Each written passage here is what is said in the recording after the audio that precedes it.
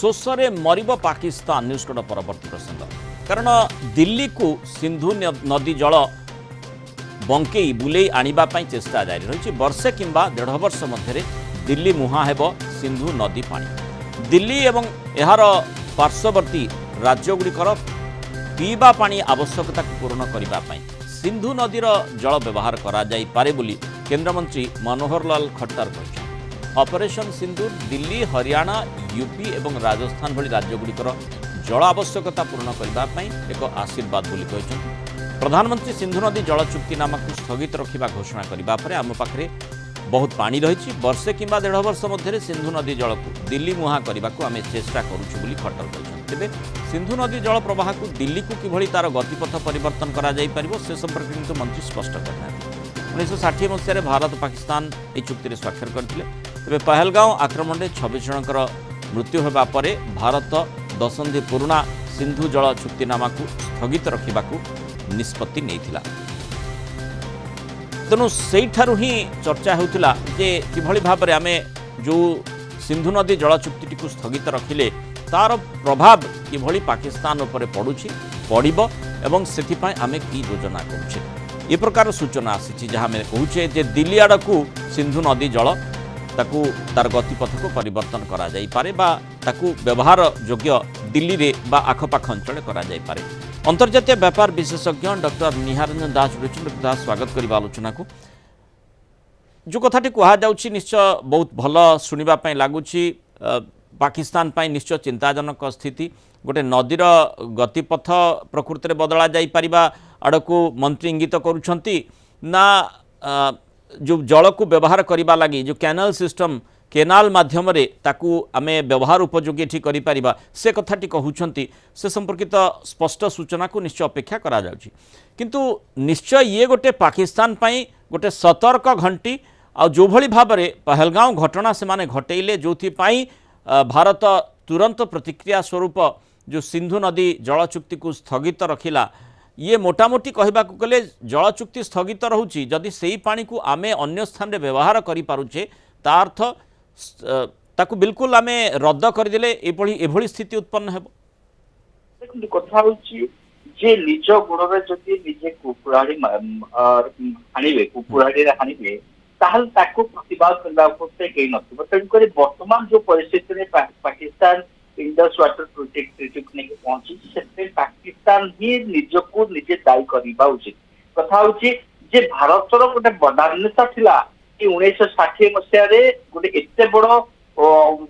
जो एते बड़ शेयर पाकिस्तान को देदबा जोटा सेटा निश्चित भाव गोटे बदान्यता था किंतु ताकू पाकिस्तान बजाय रखा कौन प्रकार भारत सहित गोटे सुसंपर्क स्थापन करने चाहिए सेटा गोटे अलग कथा कि कथा होची किभली भाव में वर्तमान जो भाव भारत सरकार निश्चित भाव जो निष्पत्ति नहीं कैप्टेन अभयंस कहते प्रधानमंत्री अतीत स्पष्ट करते ब्लड आउ नदी जल एका समय एका संगे बही पार ना से केबे भी ए चुक्ति को आर रिवाइवल आपको रिस्टोर करिवार कौन स्कोप नाही बोली भारत सरकार अतीत स्पष्ट करछथि एवं सेहितपई भारत सरकार तरफ आमर जेभली भाव जो प्लानिंग जेभली भाव फिजिबिलिटी स्टडी करा जाउछि हुए तो 1.5 वर्ष न हो पार हुए तो 3 वर्ष लगी पारे कि 5 वर्ष लगी पारे किंतु जो प्रकार योजना भारत सरकार करछथि निश्चित भाव में भारत जो उत्तर भाग जो राज्य अच्छा पंजाब हरियाणा राजस्थान एवं दिल्ली जे कि निश्चित भाव में जल संकट गति करे वर्षक किछि मास से जो योजना अच्छी से गोटे लिंक केनाल गोटे 113 किलोमीटर लिंक केनाल कंस्ट्रक्ट करी एवं संजोग करी एवं ता परवर्ती समय जो नेक्स्ट एक्सटेंडेड हम जोटा कि 113 200 किलोमीटर हेले जमुना को से जल आसी पारिबो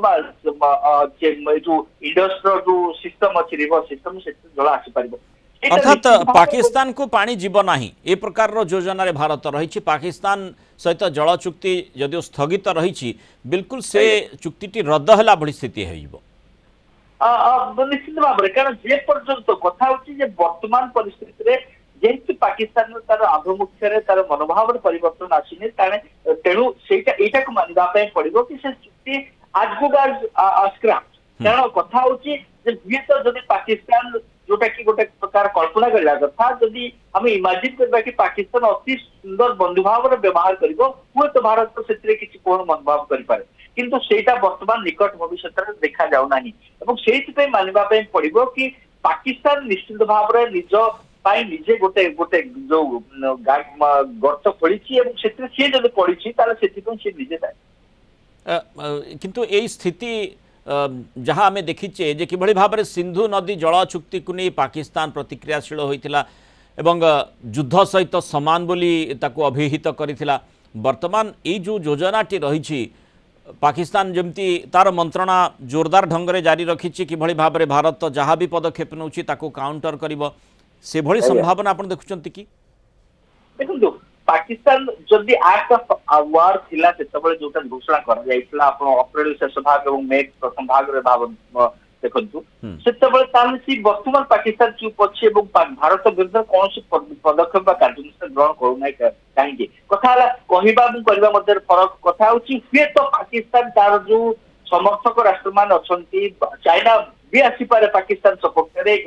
तुर्की को आम देखीचे, आजरबैजान को आम देखीचे, एभली राष्ट्रमान हुए तो आपको इंटरनेशनलाइज करने चाहती करने चेष्टा करि पारंती कारण जेहेतु वर्ल्ड बैंक रो मध्यस्थतार 1960 दशक रे ए चुक्ति संपादन करा जाइतला। सेथिपाई एथे आश्चर्य बा कथा न, किंतु भारत पाखरे यथेष्ट बा जस्टिफिकेशन करबा पई बा